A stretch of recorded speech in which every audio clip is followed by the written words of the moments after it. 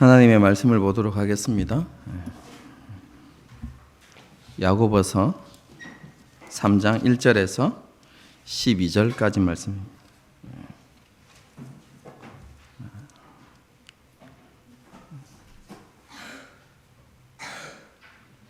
야고보서 3장 1절에서 12절까지 말씀입니다. 한 절씩 교독하시겠습니다. 제가 먼저 읽습니다. 내 형제들아, 너희는 선생된 우리가 더 큰 심판을 받을 줄 알고 선생이 많이 되지 말라.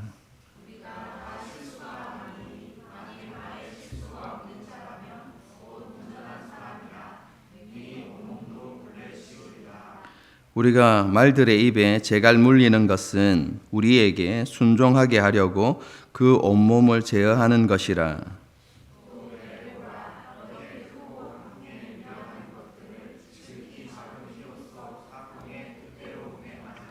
이와 같이 혀도 작은 지체로 돼 큰 것을 자랑하도다. 보라, 얼마나 작은 불이 얼마나 많은 나무를 태우는가.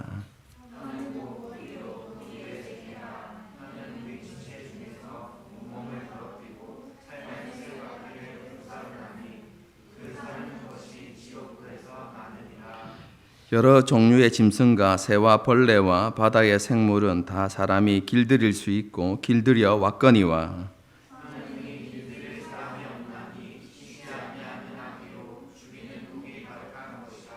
이것으로 우리가 주 아버지를 찬송하고 또 이것으로 하나님의 형상대로 지음을 받은 사람을 저주하나니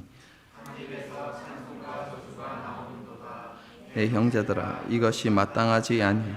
샘이 한 구멍으로 어찌 단물과 쓴물을 내겠느냐. 내 형제들아, 어찌 무화과나 이와 같이 짠물이 단물을 내지 못하느니라. 아멘. 우리는 지난 시간 행함이 따르는 믿음에 대해서 생각해 보았습니다. 그것이 야고보서의 핵심 주제다라고 제가 말씀을 드렸습니다. 야고보는 행함이 없는 믿음은 시체와 같다라고 표현했습니다. 행함이 따르지 않는 믿음은 어떠한 생명력도 없고 그 사람을 구원에 이르게 할 수도 없으며 부정하고 혐오스러운 것이다 라고 그렇게 표현한 것입니다. 야고보는 이렇게 행함이 없는 믿음이 시체와 같다는 것을 말씀한 이후에 행함을 통해서 자기의 믿음을 인정받았던 두 사람을 소개합니다. 아브라함과 기생 라합입니다.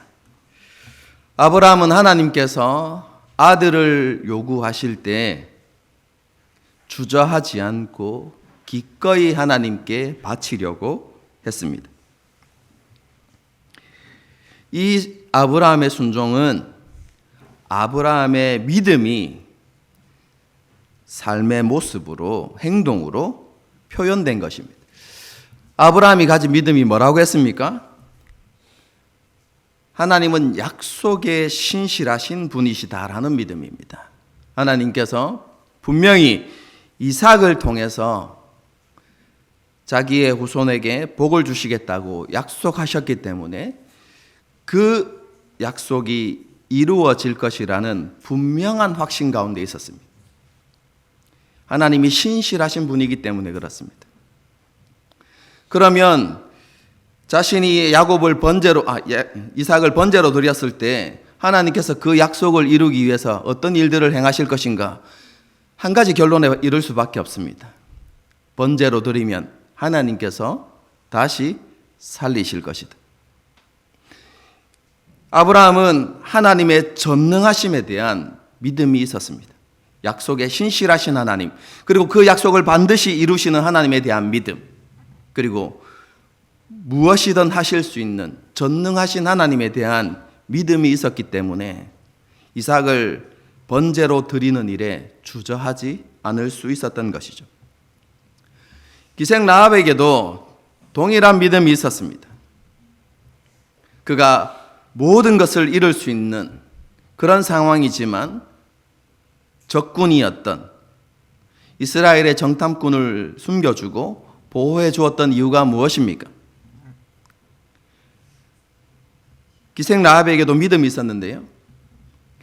이스라엘이 섬기고 믿고 따르는 하나님, 그 여호와 하나님만이 유일하신 하나님이시고 살아계신 참 하나님이시다라는 믿음이 그에게 있었던 것입니다. 그리고 그 하나님께서 여리고뿐만 아니라 가나안 땅을 이스라엘에게 주실 것이라는 확신이 있었죠. 여러분, 그러한 믿음에 의해서 정탐꾼을 숨겨주고 보호하는 그런 행동을 할 수 있었던 것이죠. 두 사람에게 행함이 따르는 믿음이 있었습니다. 하나님께서 원하시는 것이 바로 그것입니다. 저와 여러분에게 하나님께서 원하시는 것이 바로 이러한 믿음입니다.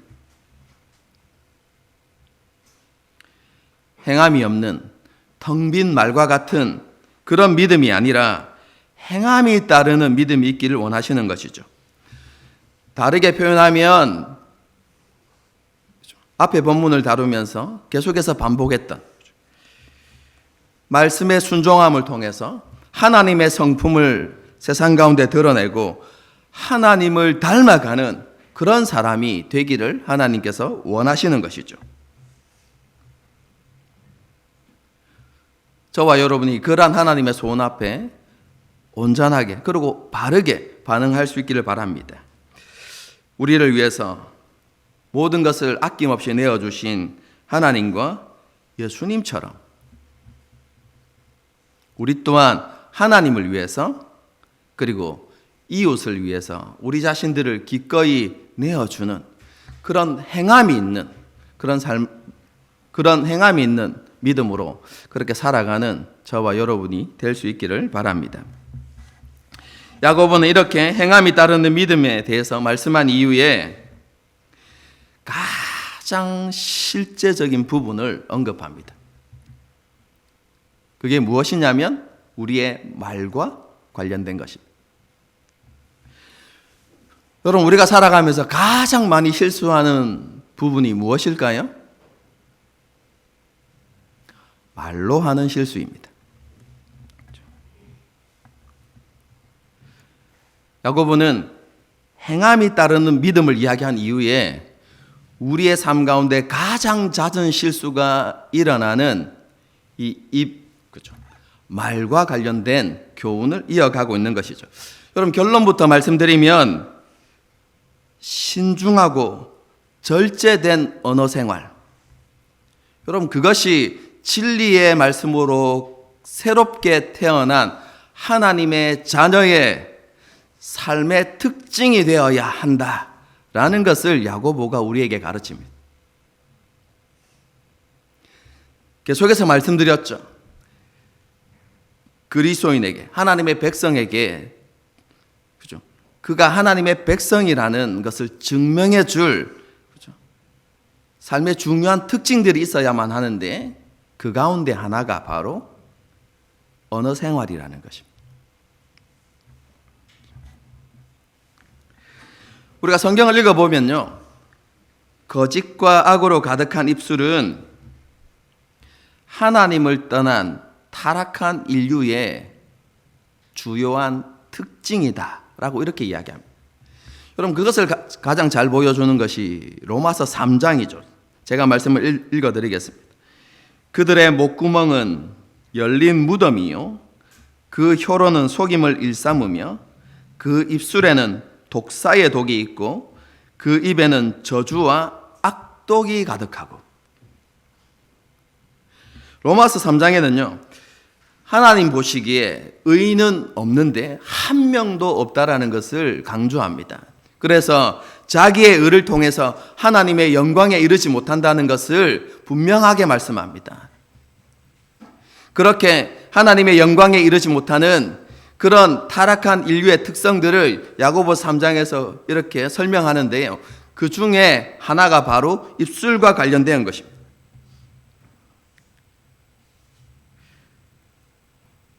하나님을 떠나 타락한 인류에게 그 입에는 속임수와 악한 말로 가득하다는 것입니다. 다르게 표현하면 거짓되고 악한 말로 가득한 그 입이 그들이 영적으로 타락한 존재라는 것을 너무나 잘 보여주는 증거라는 것입니다. 여러분, 그런데 이것은 하나님의 백성에게도 마찬가지입니다.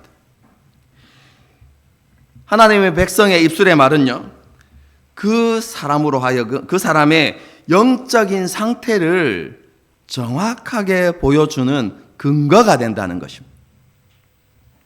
왜 그렇습니까? 예수님께서 이렇게 말씀하셨습니다. 사람마다 그 마음에 가득한 것을 입으로 말한다. 이렇게 말하거든요.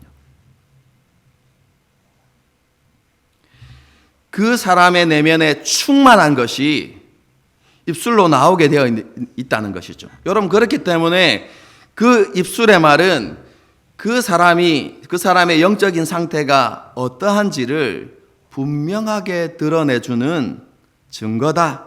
이렇게 이야기하는 것이죠. 그렇기 때문에 하나님의 백성의 입술의 말은 그리고 그 입술을 제어하고 절제하는 것은 너무나 중요한 일이다. 이런 결론에 이를 수밖에 없는 것이죠.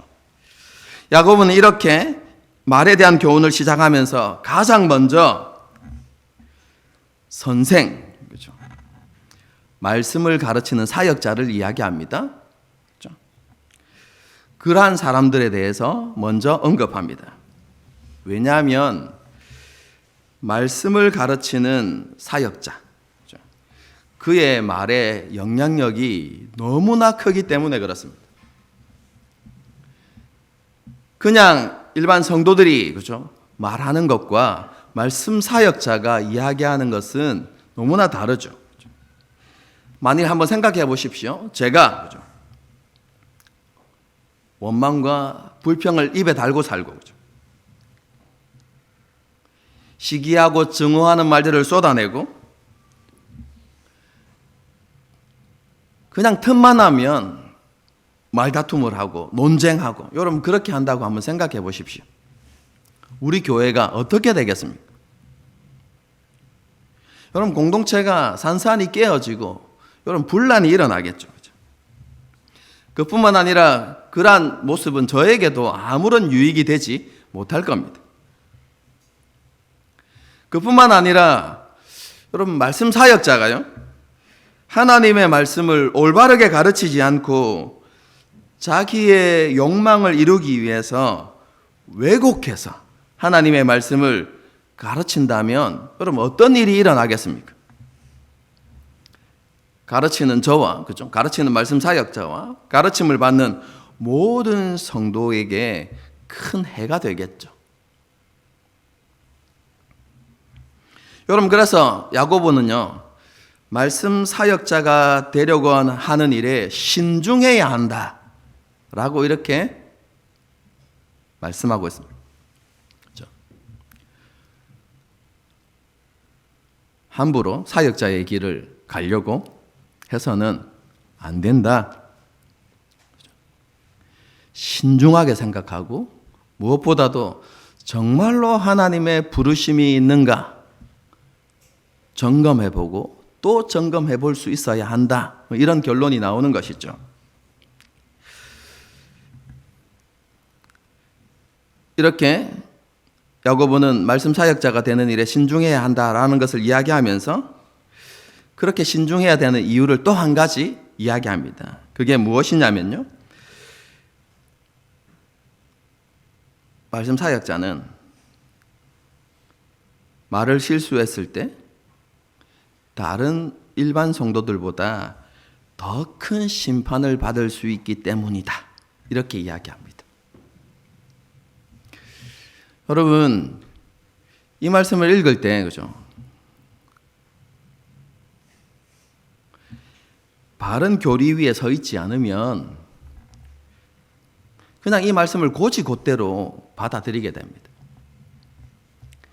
여러분, 거듭난 말씀 사역자, 사역자가 하나님께 심판을 받을까요? 받지 않을까요?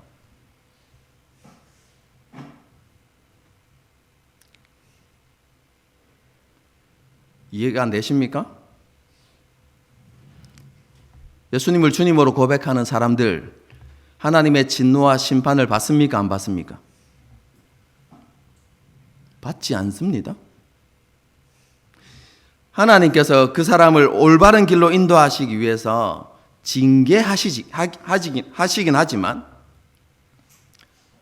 거듭난 사람에게 하나님의 진노와 심판을 쏟으시지 않습니다.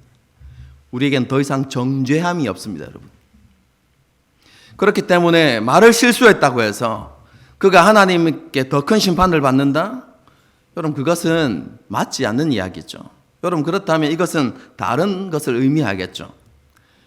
그래서 이 말씀을 제대로 이해하려고 하면 제가 늘 강조하는 것처럼 문맥 안에서 이 말씀을 이해하려고 하면 됩니다.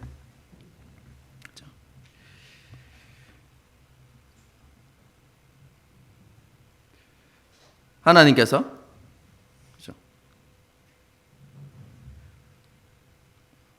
왜 말씀 사역자들에게 더 큰 심판을 한다고 말씀하실까요?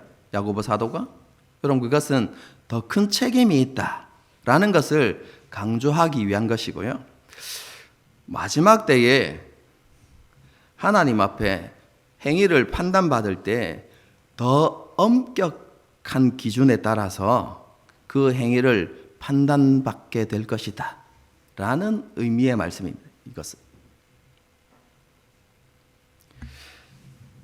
예수님께서 누가복음에서 이렇게 말씀하십니다. 알지 못하고 행한 사람은 적게 맞을 것이요, 알고도 행치 않은 사람은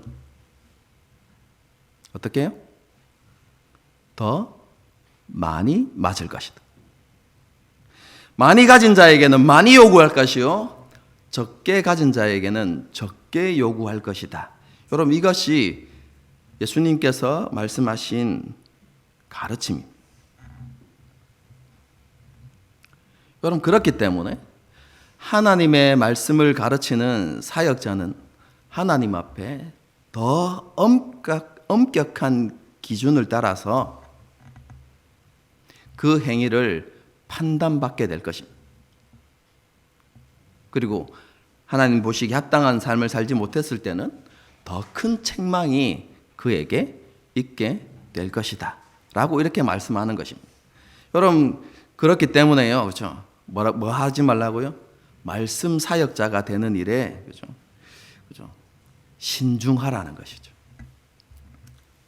그러면 이 말씀은 우리와 상관이 없네 라고 생각할 수 있지만 여러분, 그렇지 않습니다. 이 말씀은 1차적으로 말씀 사역자에게 주시는 말씀이긴 하지만 성도에게도 동일하게 적용되는 말씀이기도 합니다. 왜 그렇습니까? 신앙생활을 오래 하고 이제 신앙의 연수가 이렇게 쌓여가다 보면, 그렇죠? 공동체 안에는 어떤 사람들이 생겨나죠? 새 가족들이 생겨나고 믿음에 연약한 사람들이 생겨나게 되어 있습니다. 여러분, 그런 우리는 자연스럽게 믿음의 선배로서 그들에게, 그렇죠? 믿음을 가르치고 어떻게 하나님을 섬겨야 할지를, 그렇죠? 가르치고 인도하는 그런 일들을 자연스럽게 하게 되죠. 또 어떤 이들은, 그렇죠? 주일학교 교사가 되어서 영적으로 어린 아이들을 가르치는 일들을 하게 되는 것이죠.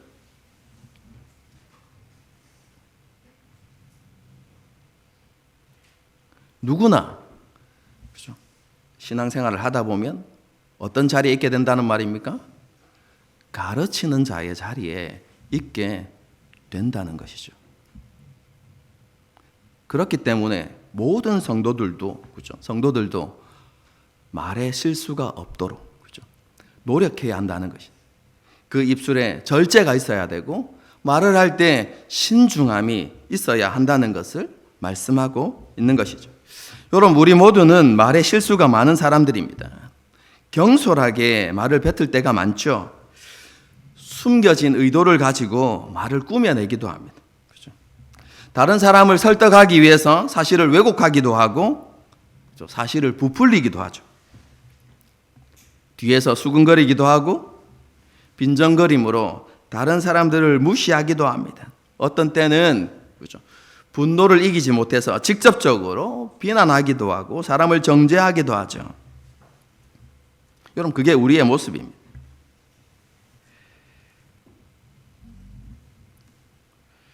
우리가 살아가면서 정말로 많은 실수들을 하고 하나님 보시기에 합당하지 못한 삶, 그죠? 범죄하는 삶을 살아가는데요.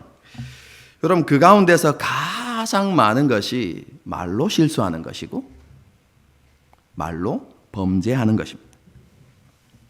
여러분, 그래서 야고보는 뭐라고 이야기하냐면 말에 실수가 없는 사람이라면 그 사람은 온전한 사람이다. 이렇게 이야기하죠. 여러분, 이 말씀을 오해하면 안 됩니다. 말에 실수가 없는 사람이라면 모든 면에 있어서 다 흠이 없고 깨끗하고 거룩하고 완벽한 사람이다 라는 것을 말하는 게 아닙니다, 여러분. 여러분, 이건 역시 문맥 속에서 이 말씀을 이해해야 되는데요. 여러분, 뒤에 나오는 말씀을 읽어보면 그죠? 말에 실수가 없는 것, 그것을 어떻게 비유하냐면 혀를 잘 제어하고 통제하는 것, 여기에 비유합니다. 그러면서 두 가지 예를 드는데요. 우리가 타는 말을, 그죠? 말과 그리고 바다의 배를 예를 들어서 가져오죠. 여러분, 말과 배를 잘 제어하면 큰 유익이 있습니다. 말을 타고 가거나 말을 그렇죠? 말로 하여금 마차를 끌게 하면 빨리 갈 수도 있고 또 편안하게 갈 수도 있죠. 힘을 들이지 않고.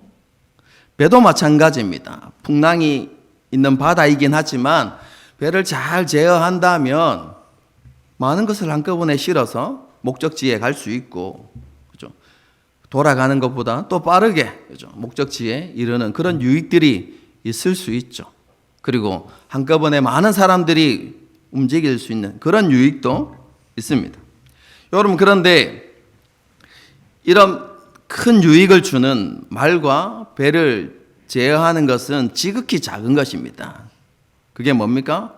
말의 입술에 물리는 재갈이고, 그리고 배의 방향을 조정하는 키입니다. 이것들은 지극히 작은 것이지만 큰 것들을 제어하고 통제하죠. 그리고 그것을 잘 통제하면 큰 유익이 있고, 그것을 잘못 통제하게 되어지면 어려움이 생길 수 있습니다. 말을 잘못 제어하면 어떤 일이 발생하죠? 말에서 떨어지거나, 그렇죠? 마차를 모는 말이 폭주를 하면 어떤 일이 생길까요? 목숨을 잃을 수도 있는 그런 위험이 생겨나기도 하죠. 풍랑이 있는, 그죠?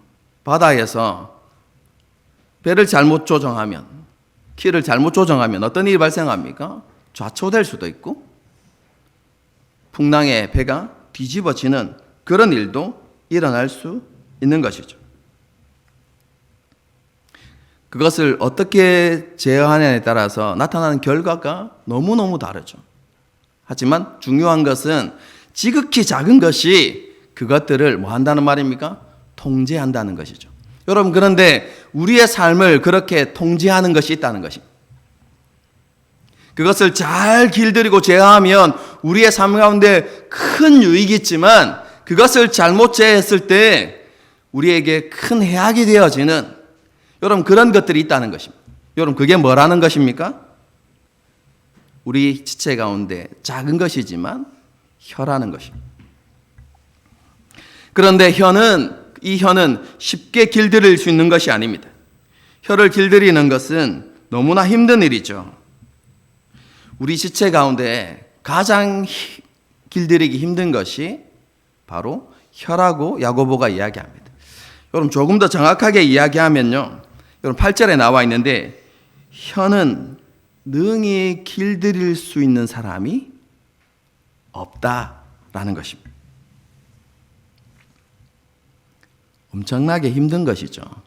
여러분, 그런데 한번 생각해 보십시오. 만일 누군가가 이 혀를 잘 길들일 수 있다.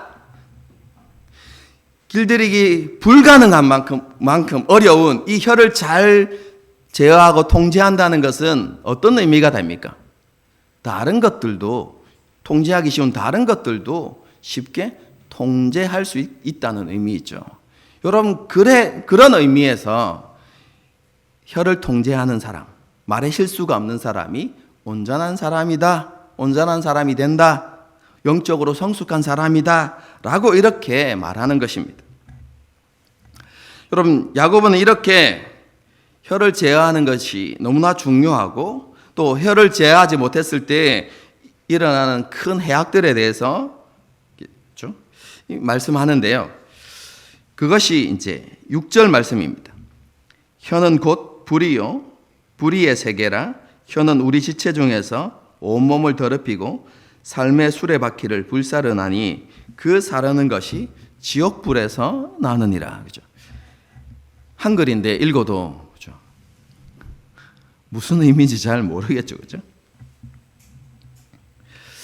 여러분, 쉽게 말씀드리면 야고보서가 여기서 강조하는 것은 우리 입술의 혀가 우리 개인과 개인의 삶과 다른 사람들 그리고 공동체에 큰 해악을 끼칠 수 있는 강력한 힘을 가지고 있다라는 것을 여기에서 말씀합니다. 온 살림을 다 태우는 큰 산불을 한번 생각해 보십시오. 여러분, 그 산불이 어떻게 시작됩니까? 하늘에서 갑자기 큰 불이 내려서 살림이 한꺼번에 다 태워지는 것이 아니라 시작은 뭡니까? 아주 작은 불씨에서 시작하죠.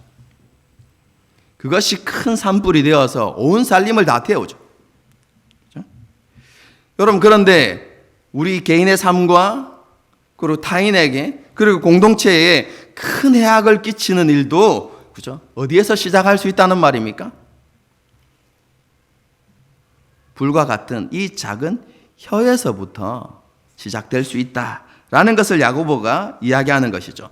여러분, 그래서 혀는 불의 세계가 될 수 있다 이렇게 이야기합니다.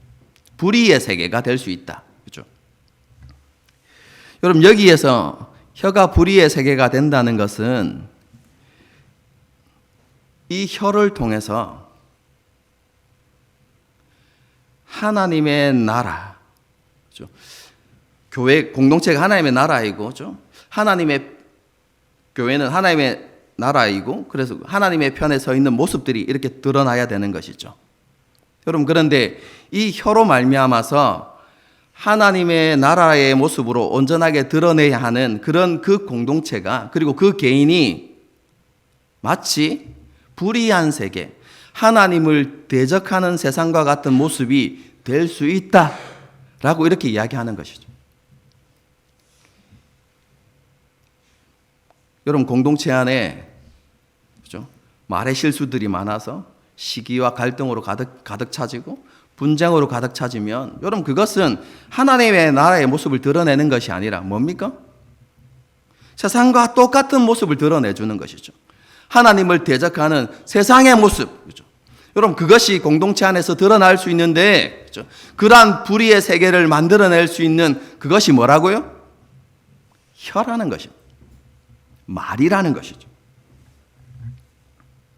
그리고 그렇게 공동체가 허물어져 갈 때, 그죠? 공동체에 큰 해악이 나타날 때 그 혀를 제어하지 않으면 어떻게 됩니까? 삶의 수레바퀴가 다 타버린다는 것이. 이게 무엇이냐면 개인과 공동체의 전 삶이 망가지게 되는 그런 안타까운 일들이 일어나게 된다는 것이죠.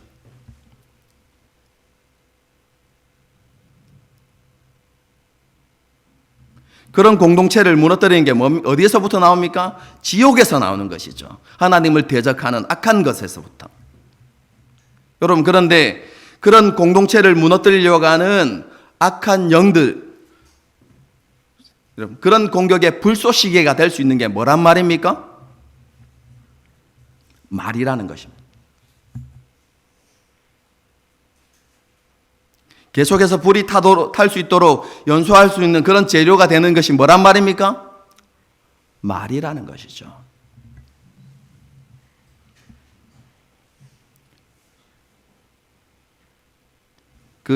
이런 입술의 악이, 그렇죠? 개인과 공동체를 무너뜨리는 사탄의 도구가 된다라는 것을 말씀하는 것이 아까, 그렇죠? 한글인데 읽어도 이해되지 않는 6절의 말씀의 의미입니다.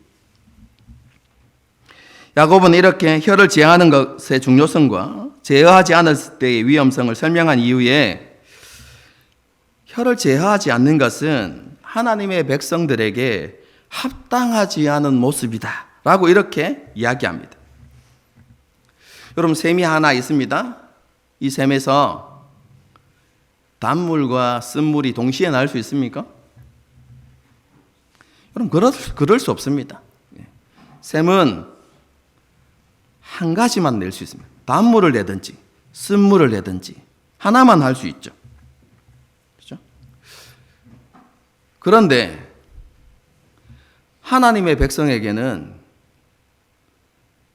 샘이 두 가지 맛의 물을 내는 것과 같은 어처구니 없는 일들이 일어나고 있다는 것이죠.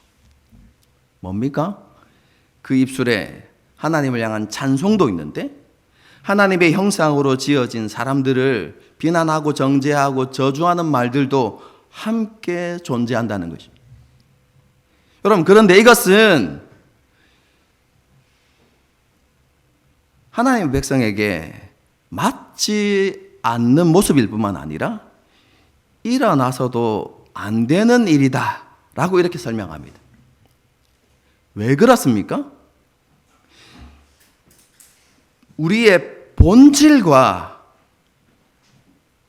다르기 때문입니다. 그럼 그것을 설명하는 게 나무입니다. 무화과 나무는 다른 열매를 맺을 수 없습니다. 무엇을 맺죠? 무화과를 맺습니다. 여러분, 이게 본질에 맞는 것입니다. 무화과 나무 본질에 맞는 게 뭡니까? 무화과를 맺는 것입니다. 여러분, 포도나무의 본질에 맞는 게 뭡니까? 포도를 맺는 것입니다.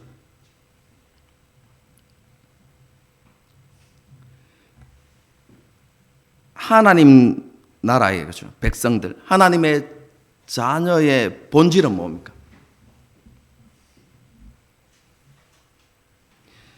우리가 하나님의 자녀가 되었다는 것은 우리가 더 이상 어디에 속하지 않았다는 것입니까? 죄악과 더러움으로 가득한 세상에 속하지 않았습니다. 우리의 본질은 이제 어디에 있습니까? 하나님 나라의 거룩함에 있습니다.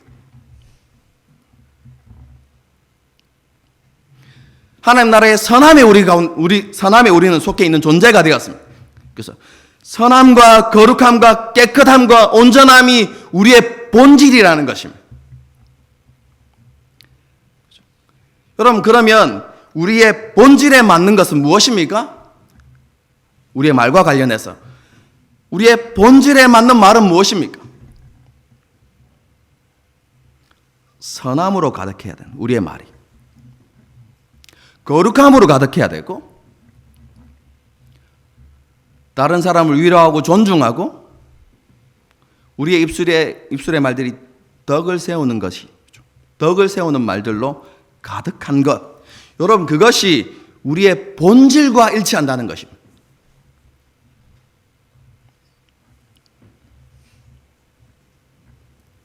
하나님의 백성, 하나님의 자녀가 악한 말을 쏟아내고 비난과 정죄의 말들을 쏟아내고, 그렇죠? 악한 의도를 숨긴 말들을 쏟아내고, 여러분, 이런 것들은 뭐와 맞지 않다는 것입니까? 우리의 본질에 어긋나는 모습이다 라고 지금 사도 바울이 아니라 야고보가 그렇게 이야기하는 것이죠.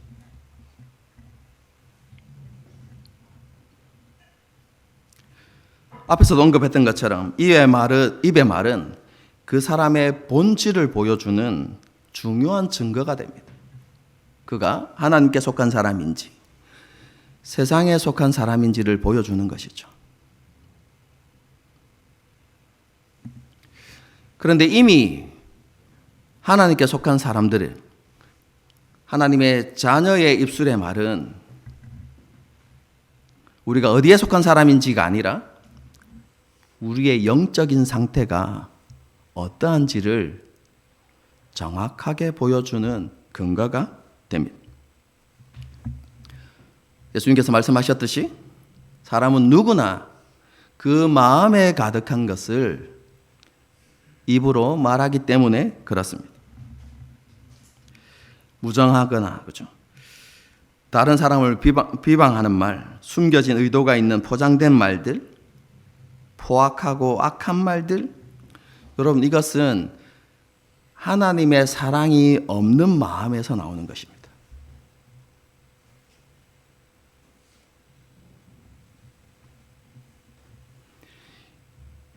이러한 독이 있는 말들은요, 개인의 영혼과 삶을 망가뜨릴 수 있고요, 심지어 하나님의 공동체까지 무너뜨릴 수 있습니다.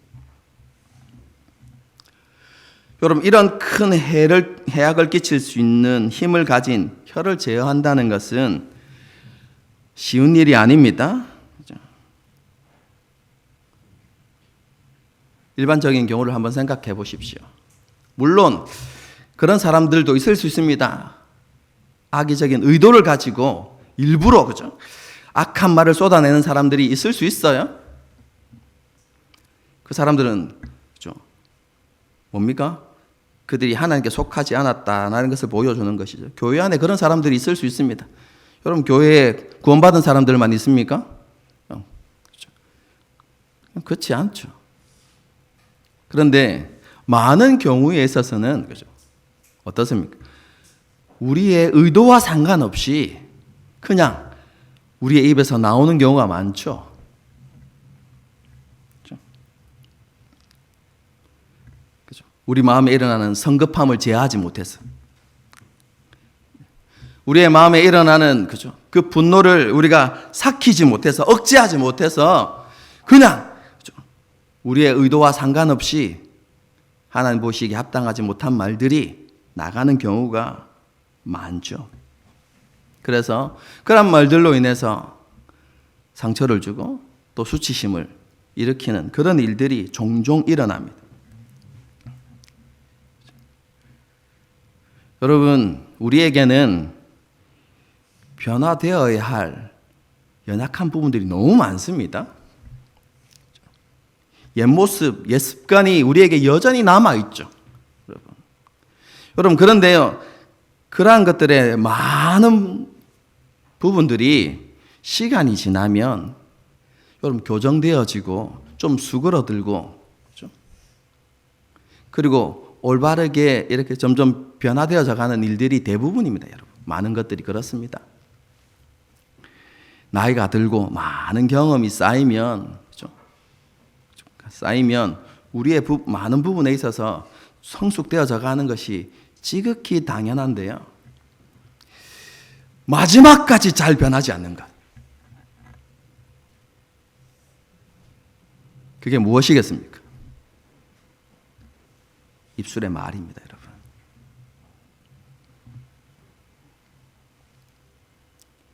잘 제어하는 것 같다가도 그죠? 한 번 뒤틀리면 그죠? 나이가 7, 80이 되어도 그냥 분노를 쏟아내고 그죠?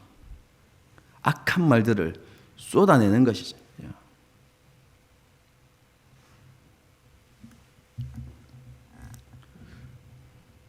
여러분, 우리는 이 입술의 말을 그죠? 제어하기가 얼마나 힘든지를 알아야 하고, 그리고 그 말이 어떠한 해악을 끼치는지 잘 알아야만 합니다.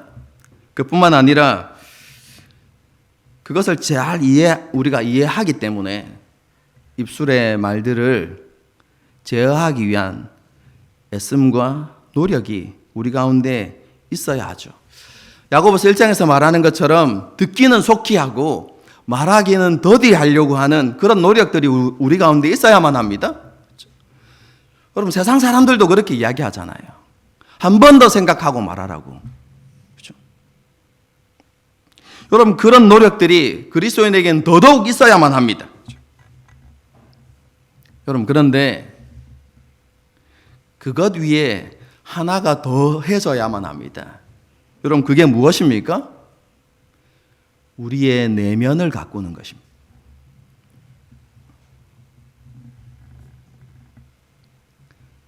조금 전에도 말씀드렸지만 성급한 말, 여러분 이것은 단순히 입술에서 나오는 소리의 개념이 아니라 뭐라고 했습니까? 우리 내면의 것이 밖으로 표현되는 것이라고 했죠. 여러분 그렇기 때문에 우리의 내면이 아름다운 것들로 가득해지고 충만해진다면 어떻게 되겠습니까? 우리의 입술을 통해서도 아름답고 거룩한 것들이 표현되겠죠.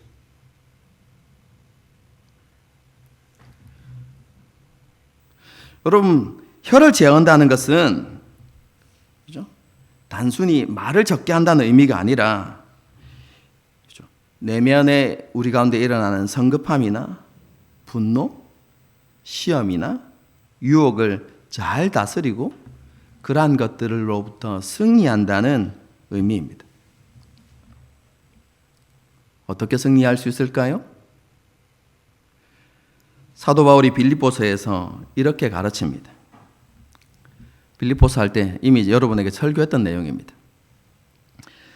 무엇에든지 참되며 무엇에든지 경건하며 무엇에든지 옳으며 무엇이든지 정결하며 무엇에든지 사랑받을 만하며 무엇에든지 칭찬받을 만하며 무슨 덕이 있든지 무슨 기림이 있든지 이것들을 생각하라. 기억나십니까? 그 설교의 내용이? 사도 바울이 이야기하는 것은 그리스도인은 선한 것과 가치 있는 것에 마음을 쏟아야 한다 라는 것을 말씀합니다. 참되고 고상하고 옳고 순결하고 아름답고 존경할 만한 것들을 생각하고 그것들로 마음을 채워나가라는 것이죠. 여러분 이것을 다르게 표현하면 이렇게 말할 수 있습니다. 하나님과 그리스도로 그 심령을 충만하게 하십시오.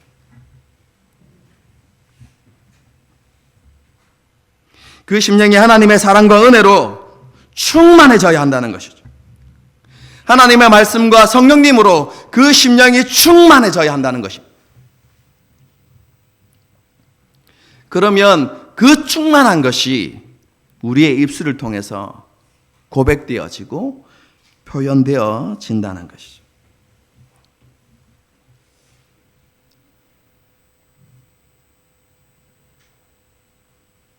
두 가지를 노력해야 되는 것입니다.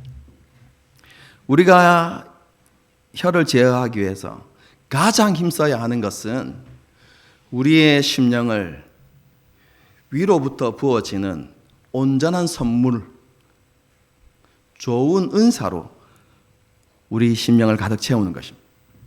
여러분 그것에 힘쓰는 저와 여러분이 되어야만 합니다. 여러분 그런데 우리가 그것들로 충만하지 못할 때가 많죠. 여러분 그때도 말을 할 때 뭐가 있어요? 신중함이 있어야 돼요. 그렇죠? 다시 한 번 더 생각해보고 절제된 말들을 할 줄 아는 그런 우리들이 되어져야 하는 것이죠. 저와 여러분의 입술이 그렇게 변해 갈 수 있기를 바랍니다. 함께 노력하십시다. 그렇죠? 함께 노력하십시다. 우리를 끊임없이 하나님의 말씀 앞에 세우고 참 감사한 일은 그래도 그죠? 작년보다는 경건 훈련에 조금이나마 애쓰는 모습이 보여서 그죠? 참 감사합니다. 그죠? 작년 같은 경우에는 그죠? 동그라미가 너무 많았어요. 제로 이렇게 0, 그죠? 말씀 읽기 0 이렇게, 기도하기 0 이렇게. 그런데 조금씩 그죠?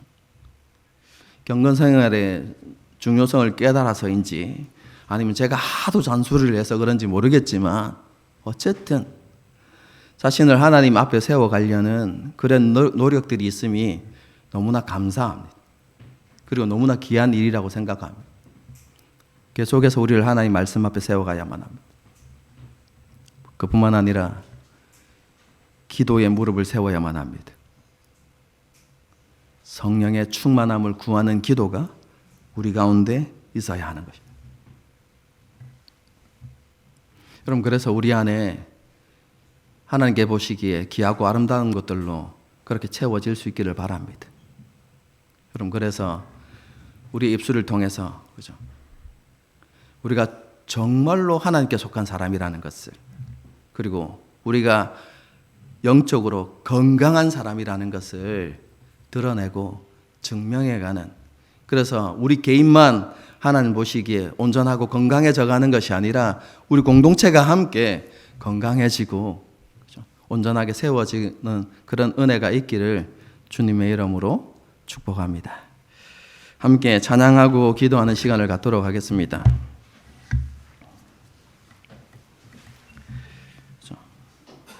네, 한 가지 소원인데요.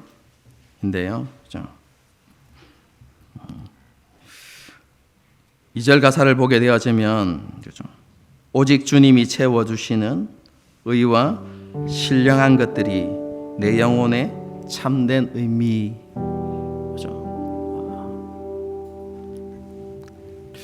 라는 표현이 있는데요. 저는 우리 안에 가치 전환이 일어나야 된다고 생각합니다. 정말로 우리가 귀하게 여기는 것, 우리가 가치 있게 여기는 것, 그럼 그것이 이 세상에 속한 것이 아니라 하나님께서 우리에게 주시고자 하는 것들, 그럼 그것이 우리에게 가장 중요한 가치가 되어야 한다고 생각합니다. 여러분, 그것에 대한 그러한 가치 변화가 우리 가운데 일어나기를 소망하고, 또한 하나님이 주시는 것들로 우리의 심령들이 채워지기를 그런 소망하는 마음을 담아서 함께 이 찬양을 하나님께 드리고요. 그리고 그런 간절함을 담아서 함께 우리가 함께 하나님께 기도했으면 좋겠습니다. 함께 찬양하시겠습니다.